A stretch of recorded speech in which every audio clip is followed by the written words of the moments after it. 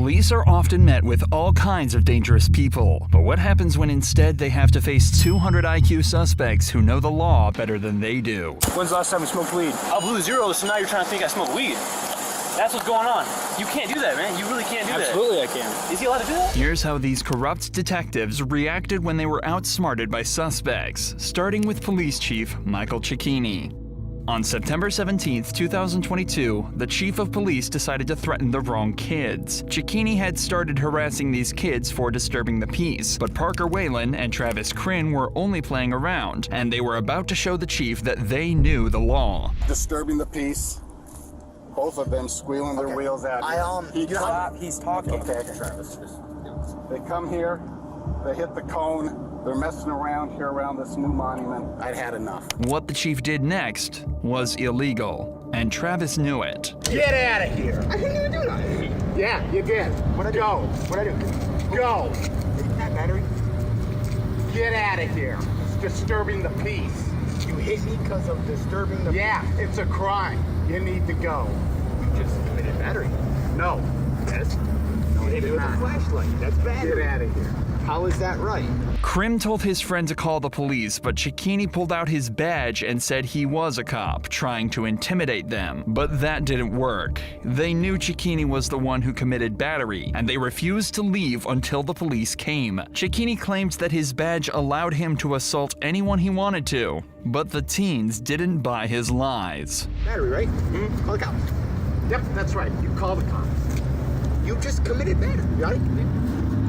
Chief of police. Call the cops. That doesn't work that way, dude. Yeah. You're gonna tell me the law? What, you think some legal scholar on the Supreme Court? No, Well, like, what are we doing that's illegal? Police. You can't hit me with You a can't flashlight. disturb the peace. What's the Really? First Amendment? You hit me with a flashlight. No, I you can don't do have a whatever right I'm to saying. disturb the peace. You hit me You're with a downtown flashlight, shooters, bro. which are What are down you in talking about? You won't believe what Cecchini did next. Assault me. You want to make out? I'll make out with you right now. I swing both ways, bro. Go ahead. Assault me. He ran out of options, so getting the boys to attack him was his next plan. That way, he'd have something to show the police. But the teens knew better than that. I'm not gonna touch you. I'm not gonna touch you. I know. Get better. out of his face. I know better, bro. Hey, What is can he you doing send a to you? unit down here? I've got 3 hooligans that need to go. Hooligans, you hit me with a flashlight. Thankfully, they recorded the entire encounter, and when the other officers arrived, the chief was suddenly not so brave. 5 minutes or so of the screeching tires from the birds, you know, and the hooting and hollering down here. So I go out onto my balcony and I look down, and they're just, they're driving, and the guy in the long hair intentionally drives his scooter into the barricade, and I go, hey, cut it out. Cut your shit. So you're up in the apartment. I'm up in my apartment. I forget what he says at me. I can do whatever I want. I go, you need to get out of here. Something to that effect. And You hit the barrel or the bar? he hit the barrel right there, the middle barrel. Open the door, tell him to leave, get out of here. Then I walk across the little plaza here to the curb area. He walks towards me, and the confrontation begins. Did he, when you were upstairs, did he tell you that he was going to kick your Something to that, yeah, he said that, yeah. Cecchini said he was off duty at home when he heard the 2 boys destroying property. He had told them to leave, but when one of them threatened him, he decided to run downstairs and deal with them himself. But his side of the story was different from what had actually happened. I felt that he was hostile towards me, so I did how I was taught back in the day is a pectoral large muscle mass jab, right? with your hand? With my butt of my flashlight. What happened then? He got angry, obviously, and accused me of assaulting him, calling me various names such as bald-headed. Did he know you were a police officer? I did identify myself, showed him my badge. Prior to this altercation? I may have when I was walking up. He challenged me to fight and dared me to come down. Okay, I came down. He stood off on me. and I did a pictorial jab with my flashlight. Okay. Okay? Okay. Thankfully, the teens could share their side of the story too, and they told the truth. All right, what's going on? So we were just riding around on burn scooters, you know, like teenagers do. And then he came up How old here. are you? I'm 19. Okay. And he hit the cone right here and knocked it over. Middle one? Yeah, and knocked it over. And then he started yelling, and he threatened him first. So he was defending himself, like against him. How did he threaten him? I don't remember exactly what he said, Okay. but he antagonized him, so he was defending himself. Travis was standing right there, didn't say a single word, and like on the road, and he came up and hit him. I don't know if it was like in the chest or the rib cage, but he hit him with the flashlight and then started shining it in his eyes. I was riding. You know how like when you press the brake, the back wheel locks up and it makes a squeaking noise, right? Okay. Yeah, you can drift when you do that. It's kind of fun, right? Okay. I get it's kind of late and stuff, right? Right. But he's up there. He goes, "Hey, Big Shot, you want to go?" Right? Because he said, "Why don't you keep it down?" I said, "I'm not doing nothing wrong." He goes, "Hey, Big Shot, you want to go?" Right? And I stood right here. I said, "What's up?" He walks up to me and like, "I'm not gonna hit you, I promise." He goes like that and jabs me like right here in the ribs with the flashlight.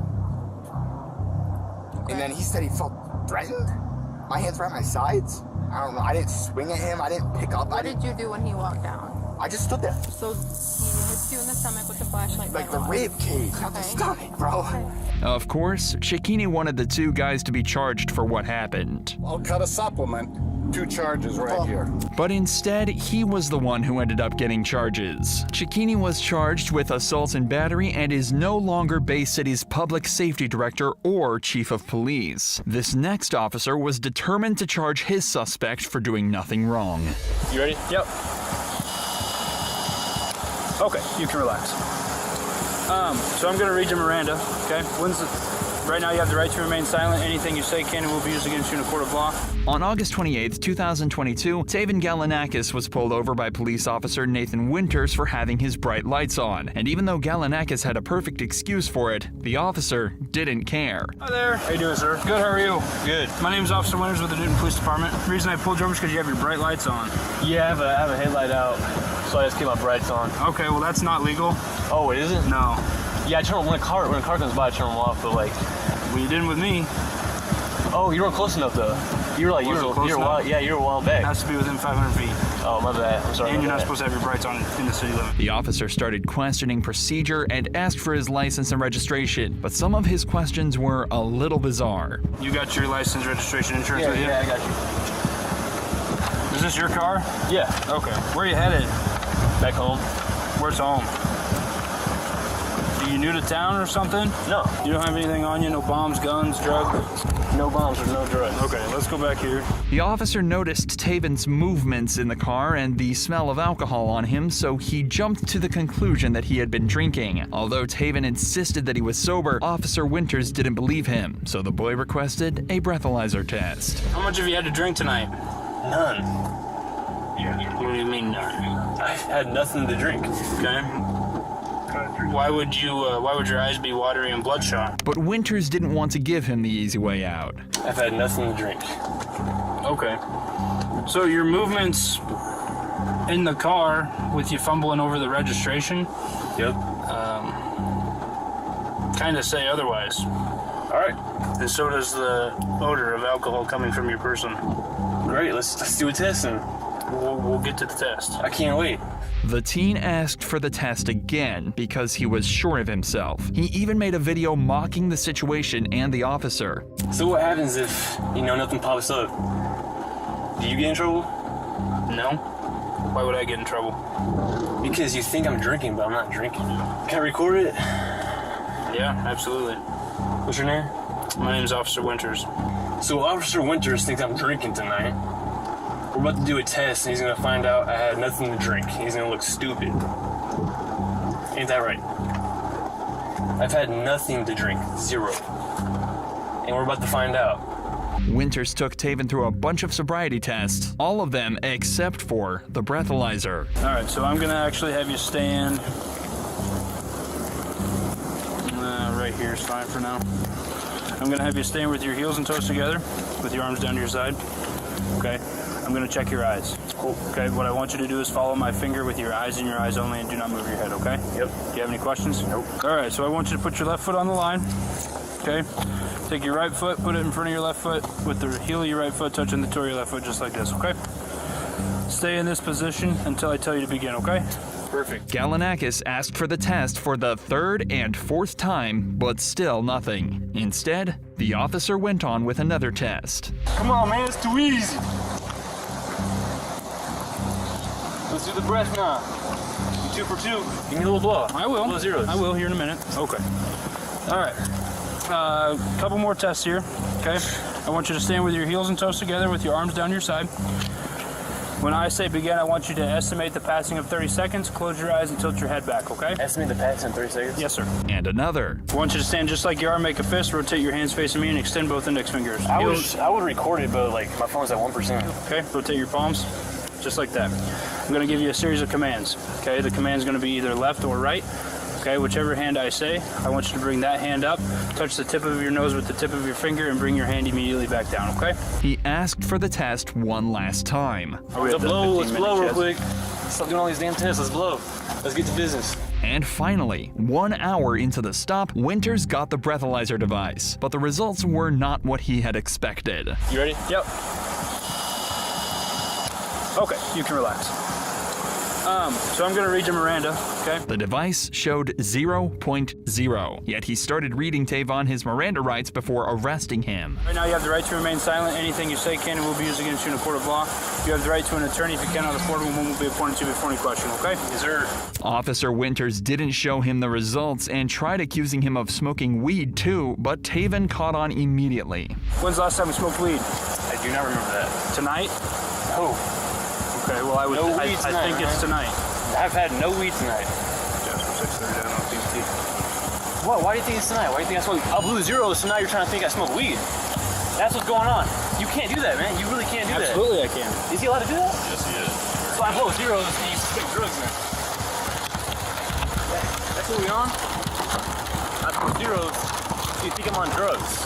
Winters said he had a reason for Galanakis' arrest, but he confessed something different on the phone. Here's my situation. I stopped this guy for having his brights on. He fumbles around with his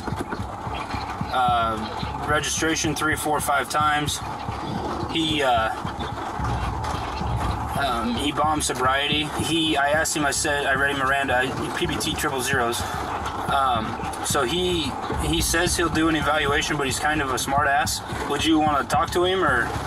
All right, that's what we'll do then. Okay, but I obviously have enough to charge him with the sobriety, so. Galanakis was arrested and brought to the police station where he went through yet another test. This time it was a drug test. And of course, Galanakis had nothing in his system. We're going home tonight, okay? I have no evidence or no information to suggest that you're under the influence of drugs or alcohol. Thank you. So he wanted to have his last words with Winters, who tried so hard to get him charged. So, I just want to know, like, how does it feel?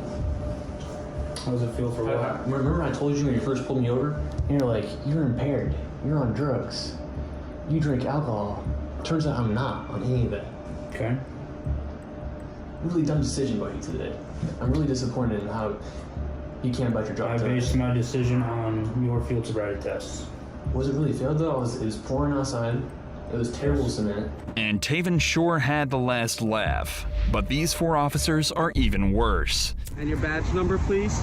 I don't even know why you're here right now. I asked you a direct question. Do you have your badge number on And you? I asked you to leave because right now you're not allowed to be on our traffic stop. On March 27th, 2023, an officer approached a guy claiming he was standing too close to their traffic stop. But the guy was at a very considerable distance and he knew it. So he asked for her badge number. Sir, can I help you? No, thank you. Okay. Well, this is our traffic stop right now, so I'm just going to ask you to...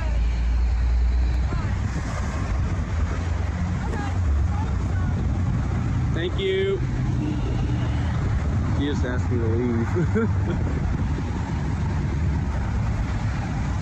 you know this person? Since you're making contact with me, could you identify your name and badge number? I'm Officer Albee. And your badge number, please? I don't ask you a direct question. Do you have your badge number on And you? I asked you to leave because right now you're not allowed to be on our traffic stop. At first, one officer, Officer Albee, tries to dodge the question, but the guy insisted on getting it. After some back and forth, she finally budges. Ma'am, if you're refusing to identify your badge number, it might result in a complaint with your department. Okay, I understand that. My badge number is 639. Thank you very much. But I've asked you a question. At as this to why time, you're here. it's not consensual. Despite this, the officer still demands the person should move further away from the scene, but he remains unfazed. He stands his ground, pointing out his right to be there and watch the police activity from a reasonable distance, which is protected by legal rules, even established by the Supreme Court. You have a right to record and everything. We just need you a little further away from the scene. Do you remember what the Supreme Court ruled as far as the distance? Do you remember what it was? You don't know? Well, anything that we deem as unsafe. Okay, that's false. Have a good day, sir. Okay, well, I will make sure to research that information. Thank you, sir. I have the answer, by the way. But just know if you get too close to the scene, you can't be arrested. Hey, man, they would have arrested me already, man. Have a good one. Just letting you know. Have a good one. But the situation gets more tense as other officers approach the guy. However, none of them could intimidate him. What's going on? Can we help you with anything? Do you have any business to conduct here right now? Can I ask you what type of business you're conducting? Can you take your hand out your pocket for me, please? Since you're engaging with me, can I get your name and badge number? My name is Officer Robinson, badge number 659. Thank you very much. You're right here, behind the vehicles? Did somebody complain to you, sir? No, I didn't. Have a great day, sir. Thank you. Can you step back behind the vehicles for me? Is that a lawful request? It is a lawful request. You report a lot of traffic stops? What's your name and your badge number? Just answer it, man. I don't have to, but I will because It's your policy. it's actually not our policy. It's not? No, it's not. You don't think it's professional to identify to I'm going people? to. Okay. My name is Officer Love. Love? Yeah, my badge number is right there, 619. Thank you, sir. This guy knew his rights, and there was nothing the cops could do about it. So they left before one of them lost their job. And make sure we always report the police because they don't like it at all. They don't like to be seen bullying others. Watch what happens when cops get outsmarted by a 15-year-old kid. Okay. Enough! I didn't do anything. You just tased me for no reason. On September 29th, 2019, the cops messed with the wrong kid. They surrounded the house of Michael Franchek to arrest him, but his son knew constitutional rights a little too well. The whole situation started with Michael's son, Jack, who was riding around on a gas-powered bike, annoying the neighbors in the process. The neighbors didn't appreciate his presence and threatened him, so Jack's father stepped in and got into an argument with the neighbor. Allegedly, another neighbor called the police, claiming that Jack's father had a weapon hidden in his trousers. When police arrived, they decided to talk to Franchek. However, he declined to answer their question or leave his house. He asked for their names and badge numbers, but the officers ignored this request. The situation quickly escalated when the officers started questioning him about an incident, to which he responded that he had no idea what they were talking about. Can I help you? Hello, are you, Michael? Hi, can I help you with something? Yeah, we're here about a And your name? Officer Rodriguez. First name? Jim. Jim. How are you, Jim? Okay. And your name? Please? So, Sorry? Badge number? What's that? Badge number, please? let's go ahead and talk about the incident that you had out here a few minutes ago. Don't know what you're talking about. Okay. Step down here for me. The officers insisted he step down, but he refused. And this is when it got physical. Yeah, no. Hey! Whoa! I didn't do anything. You just came into my house without a warrant. Is there any gun in your back pocket? I just want to make sure we're safe. We're safe. Okay, come on I'm not coming outside. Can we talk right here? Sure we can. Jack, come here, record this. Come on outside. Record this. Come outside. Jack, record this. Grab my phone and record this. Whoa! I'm injured. Okay, cooperate. I am cooperating. You're violating my Fourth Amendment right. Oh, stop. Outside. You're violating my Fourth Amendment right. You guys cannot come in here without a search warrant. The officers forcibly tried to arrest him, even though he was unarmed. Then, Michael was suddenly tased and dragged outside the police without doing anything wrong. I didn't do anything. You just tased me for no reason. Taser deployed. Stop. Outside. What are you doing? Stop. What am I being tased for? Outside. What am I being detained for? Just stop resisting. I'm not resisting. I'm not resisting. Don't go take his phone. Thankfully, Jack was recording the entire time, even though a cop did try to stop him. Don't take his phone. Don't take his phone. I'm good. I'm good. I've chilled the whole time. I haven't done anything. Relax. I haven't resisted. Officers. I'm trying to just talk to you. I am behind my back. This is unbelievable. No, I know. This is They unbelievable. walked in the house without a search warrant. This is unbelievable. Jack, follow me and record. Right this way. Follow me and record. Give us space. I'm not. Give us space. Okay. No, Jack, What's give your us all space? this. What's your space? Jack, record the whole. Oh, you're. Give us space. Does this look like enough space? The cops took Jack's dad and even injured him in the process. Somewhere back there. What are we doing? You don't twist the handcuffs. You're injuring me. I'm not resisting. It's all been recorded. It is. I didn't resist. I know. I didn't do it. You know. Look, See, look. he acknowledged that I Look. didn't resist, Jack. Yeah, I have it on video. I didn't resist. Well, we asked you to stop, right? I didn't do anything against your instructions. This guy came into my house without a warrant, without any probable cause. Let me just talk for a second. I said, I don't know anything, and he tackled me in my house. And when Jack tried to talk, they didn't let him. They knew he was too smart and he would bring them trouble. Officer. Just me and you, right? Okay, yeah, I'm fine. No, he can No. talk. He can talk. No. I can talk because I was in the You're gonna arrest situation. him? No, I'm not gonna arrest Okay, you. then calm down. He recorded the whole thing. This guy is out of Listen to me. control. Okay. What's your badge? What's your name? Step back. I'm not. He I'm just on my touched me. property. You can record all you want, but you're stepping back right now. Don't touch me. Stop harassing me. I'm trying to talk to you. We're just trying to. I'm videoing this. You please get out of my personal space. No. Yes. You're not gonna Get out interfere of my with what we're personal doing. space. This is my property. Please. You're get not out of my gonna per- interfere with an arrest. You can record all you want, but you're not gonna get close to it. I'm on my property. Move out of my personal space. I'm gonna stand right This here. is my personal square. Please move. I'm gonna stand right here. Please move. You're in my personal space. No. What's your name? Yeah, I do not need to give you that. Yeah, you do. For what reason? Because you're I involved know. in this. I'm involved with this, yes. But this guy threatened me and called the cops on you. And what's your badge number? What's your name? What's your badge number? Badge number. That says name. 3K12. Okay. Now, what's your name? I'm not making any statements. You're not making any statements? Nope. Okay, I have the right to identify you. You understand Okay. that, right? Then you can search up my face and you can search up my record. Okay. Okay. Their only option was to detain the kid too and threaten him with juvenile court, but the officers knew he had 0 charges. So you were the one driving up and down the street on the motorcycle? I was on my gas bicycle. Okay, that's a gas-powered vehicle. You have to have a driver's license. No, you don't. Yes, you do. Not when it's 50cc and you have a permit for it. And once again, Jack knew his rights. After a while, the officers found out that Michael did in fact have a concealed carry permit, so he was allowed to own a gun as long as he didn't wave it around. And nobody said he did, so the cops had nothing on him. Well, if he didn't threaten anyone with it, there's no. I don't No, think it was there's just a any sense of concern for trying me. to- Oh no, absolutely. But I don't think there's any reason to try to write a warrant to get in the house. I'm going to arrest him for failure to obey a lawful command, resisting, disorderly. Yeah, disorders. That's good because it got her attention too. The only thing that was left was for the cops to make up a story since there was no crime. Obviously, this is going to turn into something. He's going to get you known. So I'm going to do the sup on how the kid was being back, how I checked his cuffs. Like his cuffs were tight. He has big wrists. You have to click like once or twice in. You can't click him anymore. What do you do? Right. Yeah. Anyway, you got to take him, and then what are you going to do? Resisting, disorderly. Failure to identify. Failure to. And then I'm going to look up the having a handgun in a dispute. It might not fly. It might fly. I don't know. We never found a gun. We got the witness statement. Right.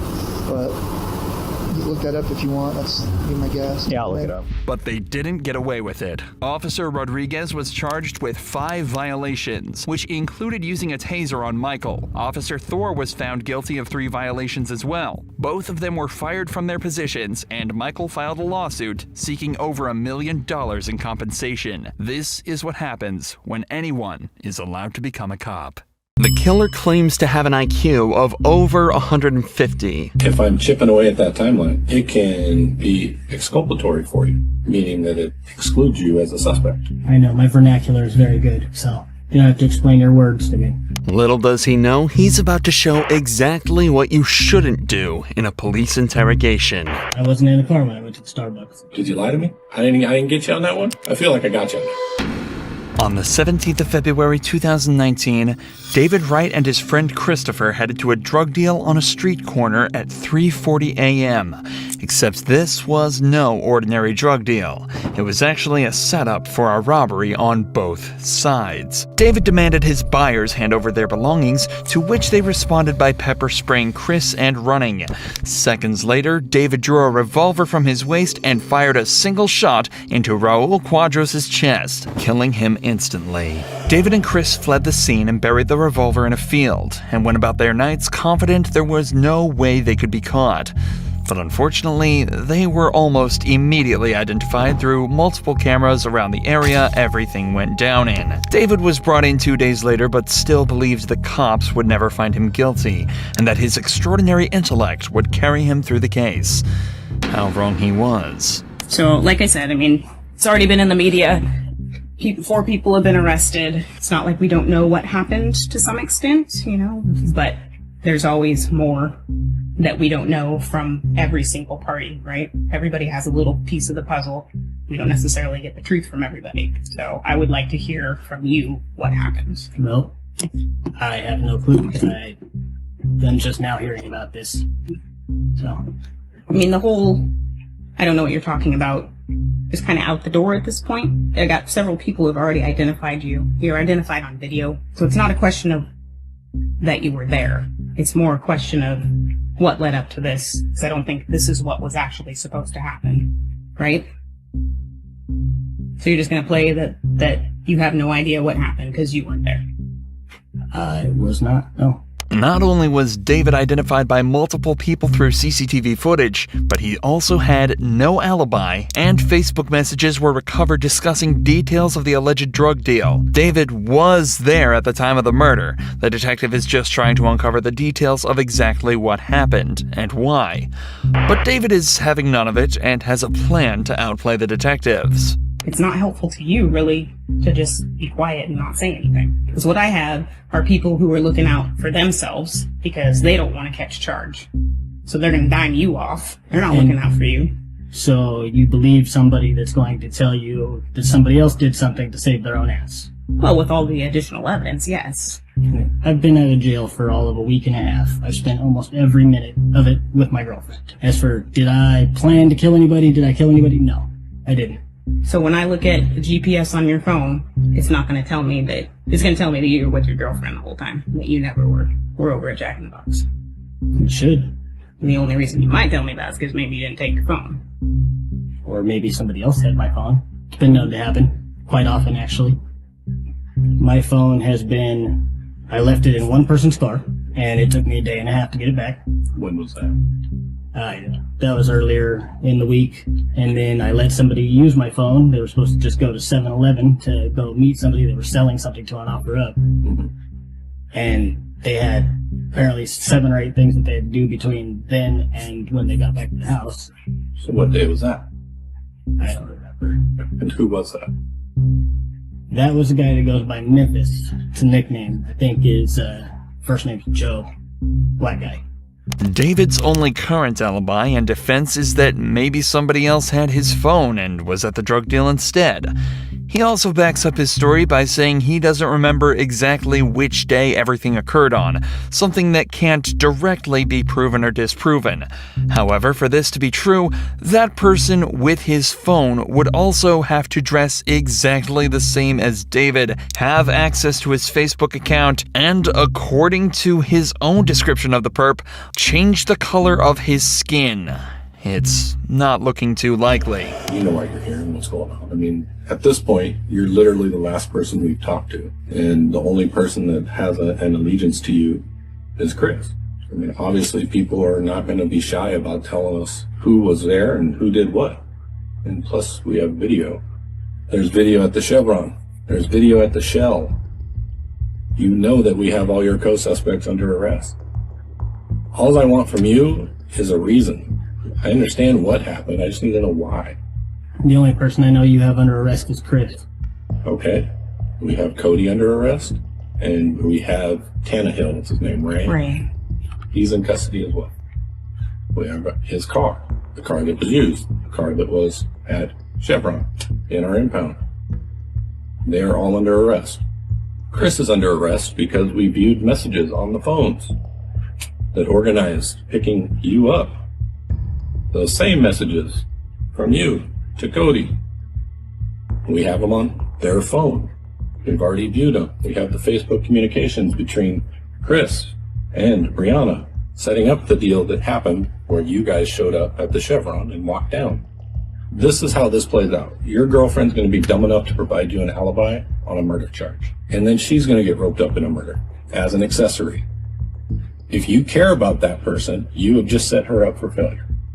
And if you want your girlfriend jammed up because you just set her up for it, then that's your choice. You can't threaten me with jamming her up. It's not a threat, man. I'm just telling you how it plays out. Like, I'm going to go talk to her, and she's going to be dumb enough to lie for you when I got video evidence that you weren't with her. Like, dude, I get it. Like, you had a quick come up, right? I get it. I don't think you were a stone cold killer. I don't. Like, if you accidentally shot the dude because you flinched or you got scared because of something he did, now is the time. If you come up with that stuff later, nobody is going to believe a word you say. How the f would somebody accidentally shoot somebody?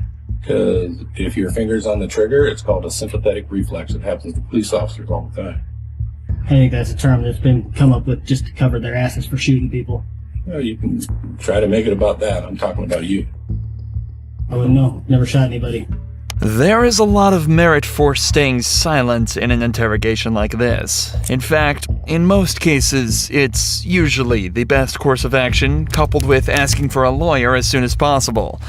But here, David is trying to outright deny any association with the case, even though he's been directly linked to it through multiple sources. All he's doing now is making it worse on himself and those around him. But his ego is telling him otherwise.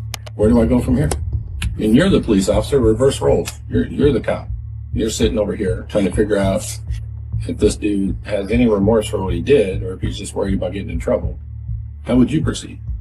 I'm not worried about getting in trouble. I didn't do shit. I'll just be upfront with you. We got Cody's phone. The one that shows your phone number and your address and the communications between you two. Like, I have it. Like, I'm not trying to be a dick. I'm just laying it out for you because that's what I met up with somebody doesn't mean that I went with them to go do something. This seemingly plain statement actually carries more weight to it than you might realize. The detective presented David with a piece of concrete evidence that he's saying puts him dead to rights, to which he responds by confirming he had indeed met with Cody, but it went no further than that. Again, it seems like nothing. But now that detectives know this tactic works on David, they can attempt to use the wealth of other evidence they have to slowly extract a full confession from him. Okay. So, when did you meet up with Cody then? 1, 2 o'clock in the morning, something like that. On what day? Maybe Saturday or Sunday. Okay. Where did you meet up? Over by my house. Okay. And who was with him? That I don't know. Was he alone? When I met up with him, yes. So why did you meet up with the dude that you didn't know? Because my friend Chris had asked me to. Okay. And so what happened after that? Well, he had tried to proposition me for a handgun. Mm-hmm. I told him I didn't have one. Okay. So. Did he say why? No. So you guys meet up, you have this conversation, then what happens? He leaves. And how did he leave? Well, I walked back to my house and he walked back to whatever vehicle he was in. Okay. Why did you leave that out when we first started talking? You think that might be important that the guy under arrest for murder came to your house looking for a gun? Well, if I had given him a gun, then I think that would be important. Well, it shows his intent. I mean, of course it's relevant to the case, right? People buy guns for all sorts of reasons now. Yeah, but in this instance, there was a murder. So they went on their way, just the Cody dude, and did you actually talk to the other guy in the car? How does he know who you are then? Maybe my name was mentioned when they were coming to meet me. But he didn't see you. Unless he seen me when he was parked. But you didn't see the car. I didn't look for the car. Unless I'm coming to meet somebody at their vehicle, I don't ask what vehicle they're in. Well, that's not, and again, don't take this the wrong way. I'm not trying to insult you, but that's not very smart. You're meeting somebody to to sell guns, and you're not going to watch around you to see where they come and go? He was referred to me by do somebody that I trust. Okay. I would still be on my 6. So you clearly have a general distrust of the police. Is that fair to say? I distrust almost everybody. Being honest with you about the information that we have, trying to give you an opportunity. And I mean, you've already said flat out you don't believe that he has that information. But, I mean, with everything he's told you, you have to know that what he's telling you is true. Well, whatever you have, you've got from people that may not necessarily be giving you information for the best of reasons. So Take the people out of this. Take them out. Who cares about the people? We've got other stuff. Communications and all those types of things. The video.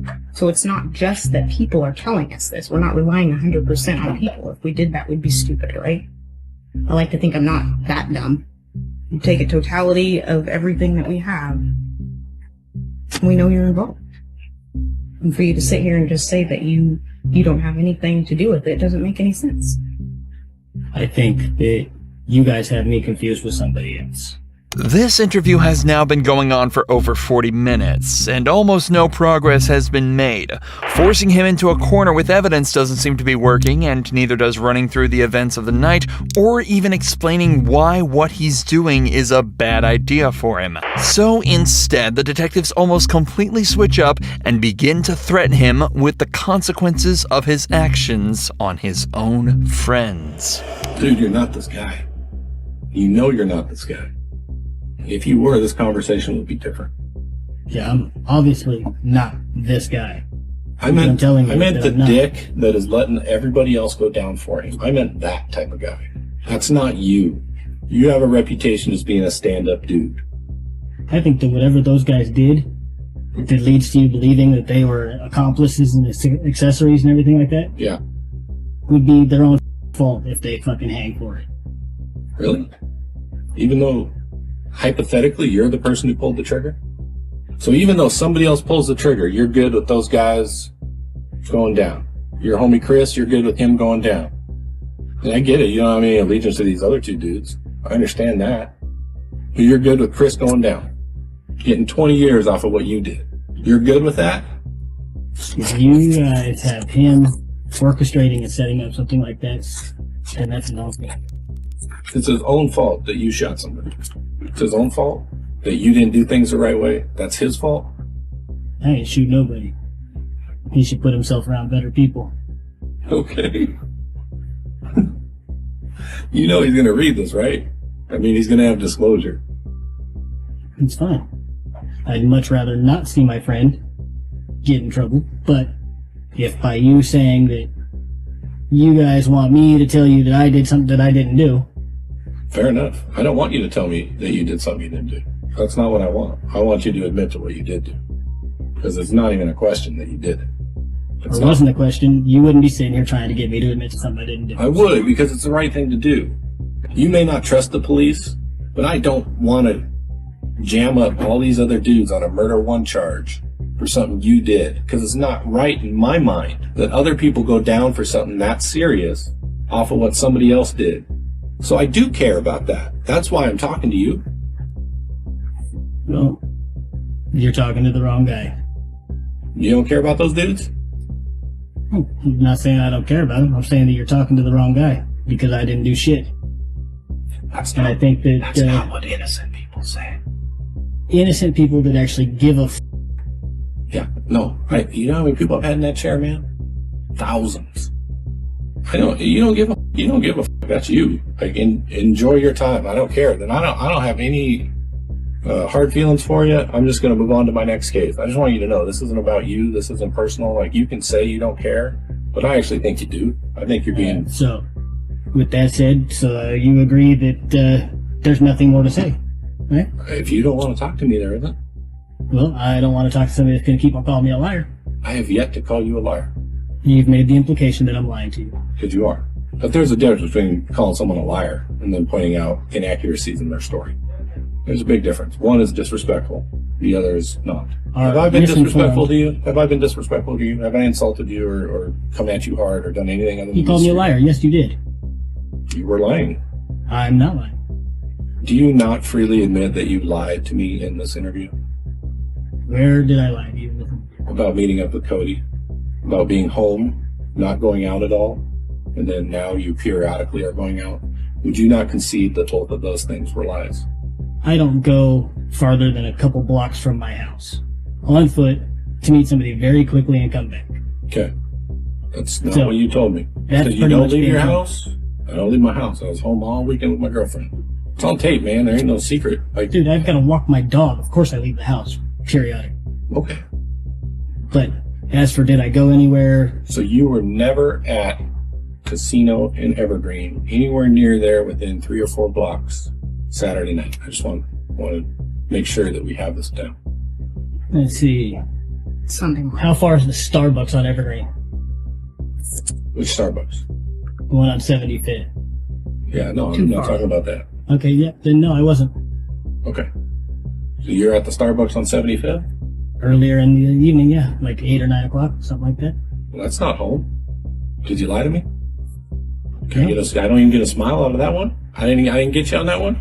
I feel like I got you on that. Blatantly caught in a lie, it might not seem like it yet, but David is starting to get uncomfortable. If it's not been obvious throughout the whole video, the only thing he cares about is his own ego. So now that that's been damaged, he's immediately on the back foot, and it's up to the detective to keep pushing and try to get him to move just that little bit further.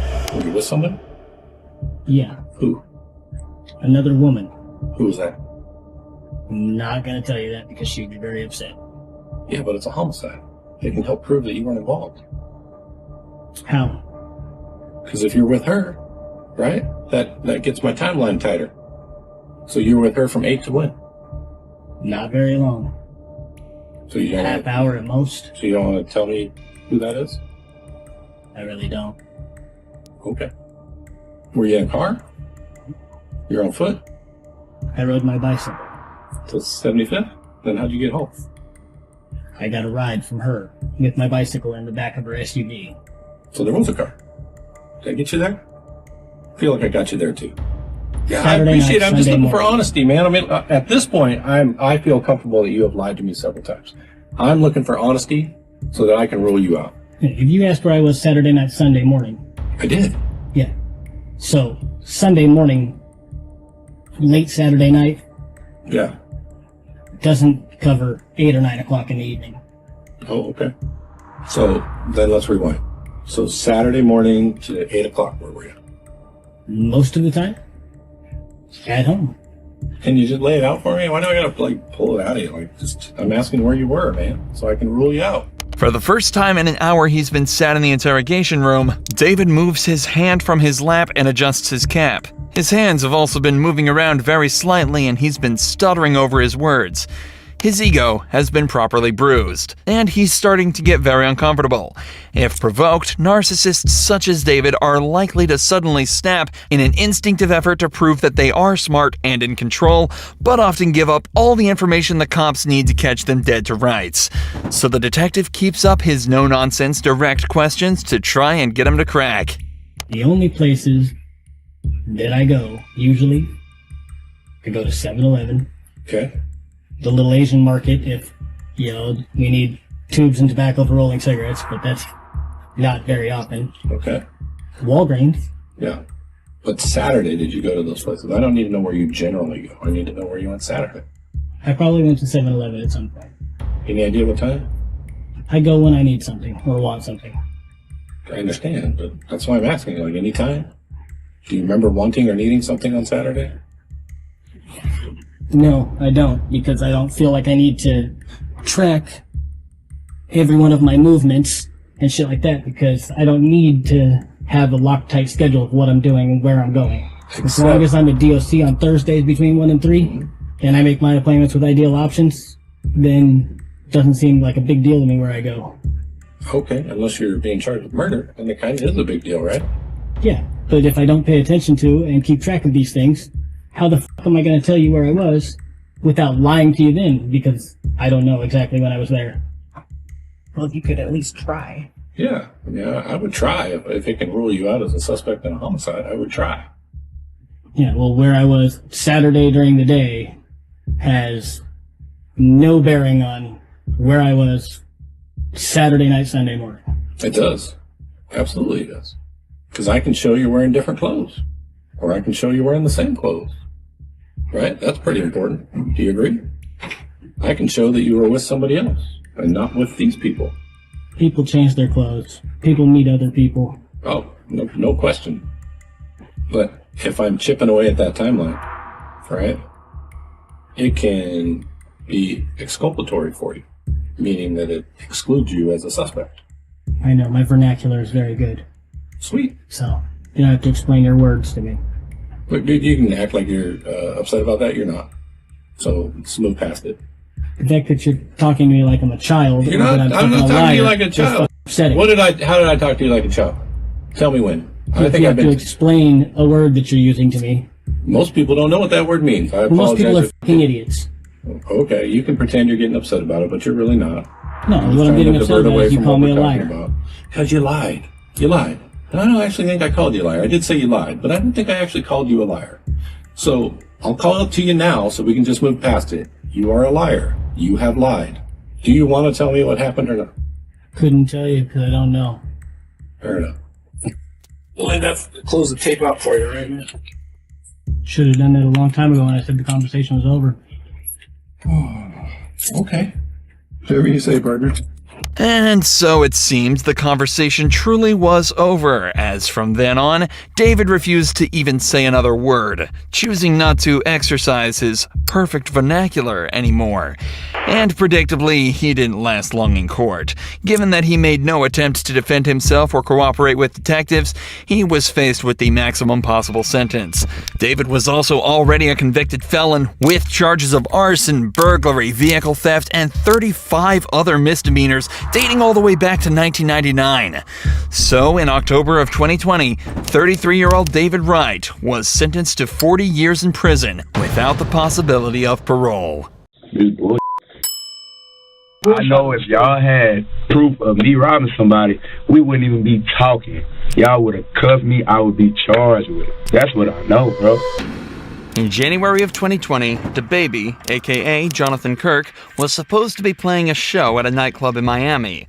But when the owner paid him only $20 out of the $30,000 he owed him, things got out of hand fast. The victim alleged that Kirk punched him in the face multiple times before he was attacked by more of Kirk's crew.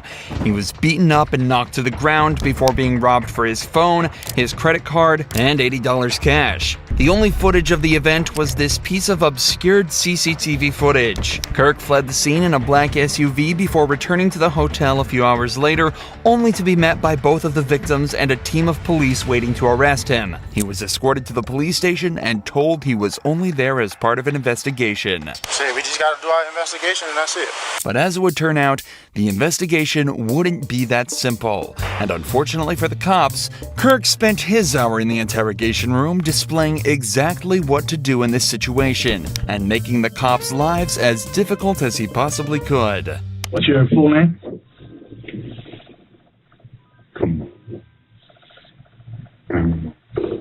We just want to get it for you. This is just a formality. Just tell, name, date of birth, and all that stuff.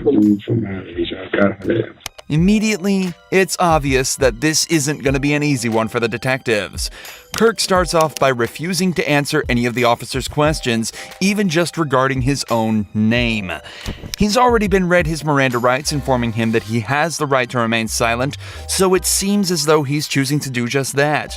Interestingly, however, he is choosing to waive his right to a lawyer, and let's be honest here, it's not because he can't afford it. The best course of action if you're ever put in this scenario is to stay silent and ask for a lawyer. But this time, Kirk is confident that he'll be able to wriggle out of this himself, as long as he chooses his words carefully. An incident occurred at the hotel, 1500 Southwest First Avenue, that you were there for, correct? What incident? An incident. You had an altercation with somebody? No. You didn't. Did you have a business dealing with somebody?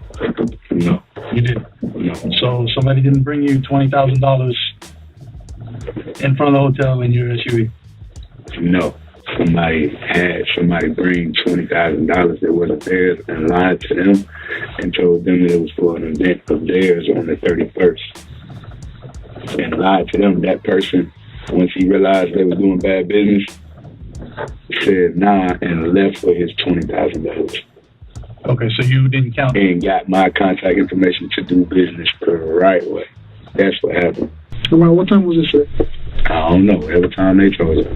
Whatever time the camera showed me not robbing no damn body that time. Kirk is claiming that he had nothing to do with anything that happened outside. His story is somewhat unclear, but he's essentially saying that his manager was talking with an event promoter about playing at a nightclub called Cafe Iguana Pines. But it turns out the money that they were offering was stolen, and the promoter was acting strange during the deal. So instead of taking it and going through with it anyway, he told them to get their act together and left without an argument. This, of course, does not explain the altercation outside that was clearly caught on camera, but with the footage unclear and no witnesses nearby to identify the assailants, as long as Kirk sticks to his story, theoretically, things should be perfectly fine. Common sense. You know what I made to even be down here? A promoter booked me at that hotel. I didn't pay to be at the hotel. I was paid for. You'd have let me on my room, you would have saw close to $250 million cash, legally, hard-earned money. I don't got to take nothing from nobody, bro. Well, let me ask you this. I will go outside here right now and throw $10,000 in the air. Like, I do not care about no money. I don't. Was there an argument? No, it was an argument. I didn't argue with a soul. My voice was never raised. There was never aggressive language from me. None of that. Was there a fight? None of that. No, I ain't seen no fight. Man, nothing was taken. We shouldn't be in no robbery yet, bro. So when y'all get done doing what y'all doing, y'all need to do y'all job. Y'all need to follow y'all process. And y'all need to arrest whoever gave y'all these false allegations, bro. This is bullshit. While it may just look like Kirk is flexing his rapper money here, this is actually a very good point for him to bring up in this situation. If he's doing random $30,000 deals on a weekday and paying for hundreds of thousands of people per month, what does he need $80 and an iPhone for? The further he can place himself from this event, both literally and figuratively, the better. From Kirk's point of view, he was nowhere near that crime. He had no reason to commit that crime, and he has sound and reasonable explanation for his whereabouts at the time. However, from the detective's side, a crime was committed, and Kirk's vehicle was right there as it happened. So they need to try and extract the information needed to piece his day together to come up with a story that Kirk cannot argue with. That forces him into a confession. When I encountered you in the hotel, you came back to the concierge, the counter. Yeah. Where were you coming from at that point? Prime, whatever the hell I went to eat. I went to get some food. Where is that? I don't know. You don't know? No. How'd you get there? In the car. What kind of car? Was it a car you drove? Somebody else drove? An Uber. An Uber? Yeah. What kind of car was it? Small car, SUV, truck, what? I don't know. Let's talk about what matters. That's why we're here. Let's talk about what y'all need to get me about this stuff. When I'm driving in the car, when I went to go eat, what time I went, that don't have nothing to do with the fact I ain't robbed a damn soul. Me, nobody around me, ain't nobody robbing nobody. Let's take the word robbery out of the picture. So while we here, we taking the word robbery out of the picture. Y'all are robbery detectives. This is robbery unit. That's the second word he said. That's the second word he said when he came in here. Robbery. Come on, bro. Okay, listen. He told me he asked to question me about a robbery when I walked in my hotel. Robbery. I had every answer to the question you needed right there. Whoa, that ain't it. That's false. Okay. I throw that out the window. We talking about robbery, bro.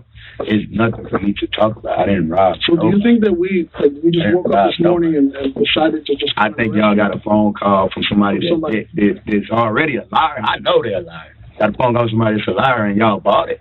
Y'all believed it. Y'all got me in here and y'all put me in handcuffs. Brought me outside the hotel in handcuffs, cameras and shit all on me. Come on, bro. This shit is bad for what I got going on. And I ain't even do shit to that, man. Even without a lawyer present, Kirk knows exactly what to do. He currently has the upper hand in this interrogation and needs to keep it that way. The cops are searching for anything that puts Kirk at the scene of the crime, but by redirecting the conversation away from that, back to what he thinks is actually important, there's no realistic way that they'll be able to get what they need. But even though he's winning, it's still worth noting how strange it is that he's not asking for a lawyer.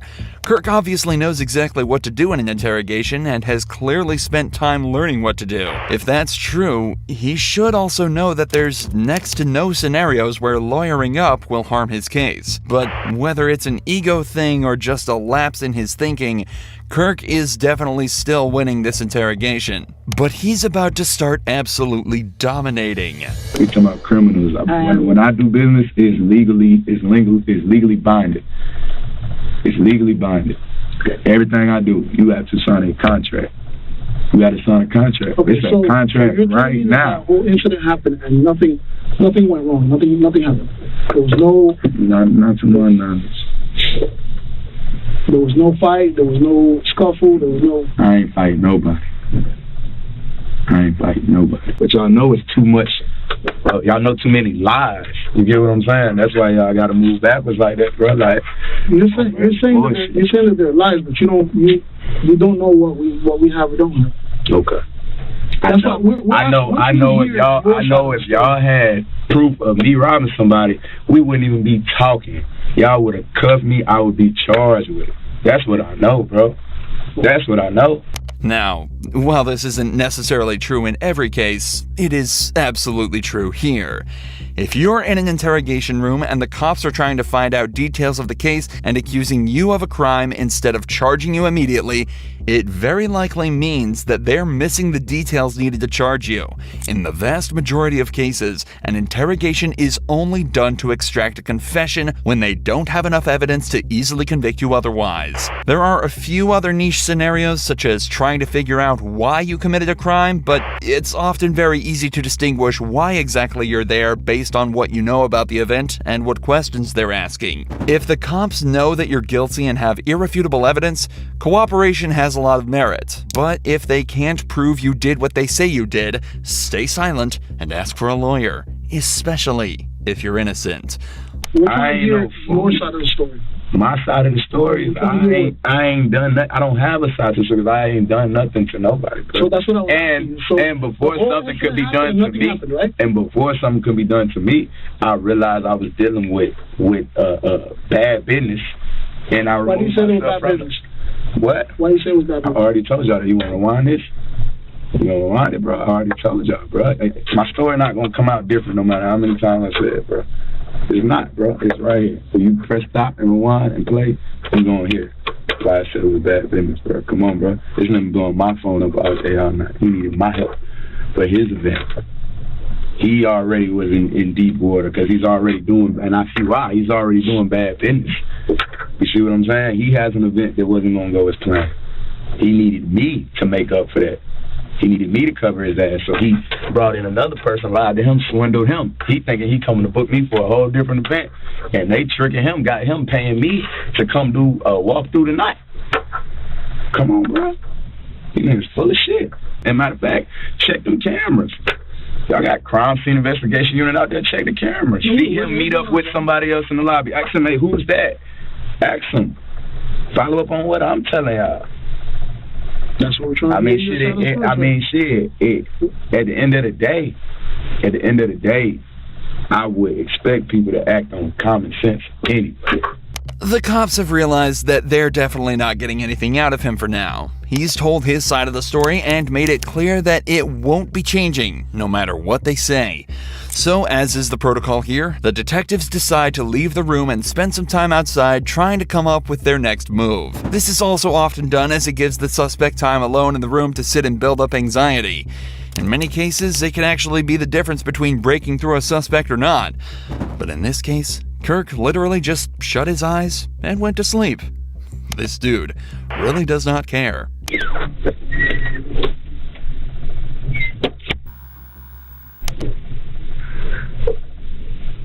However, it seems as though the detectives couldn't come up with their next step and decided that nothing was going to make this guy budge. The next time a detective returned, it was regarding the security of Kirk's belongings that had been left in his hotel room. Even though he hasn't been convicted yet, he was still the prime suspect of this investigation, so he'd be spending some time in jail while they figured out what to do and gathered all the evidence they could. So they just had to figure out what to do with his stuff while he was locked up. But obviously, Kirk refused to let them touch his stuff and just let the hotel deal with it. Kirk was facing a possible sentence of up to 15 years in prison plus a $10,000 fine, plus any charges they could slap him with for the battery. That's only if they could gather enough evidence, though. Evidence they absolutely were not getting from Kirk, or the blocked security footage that was the only evidence the crime even took place. So just after 48 hours in jail, DeBaby was released and sent on his way. Just 2 months later, all charges were dropped, and he remained a free man.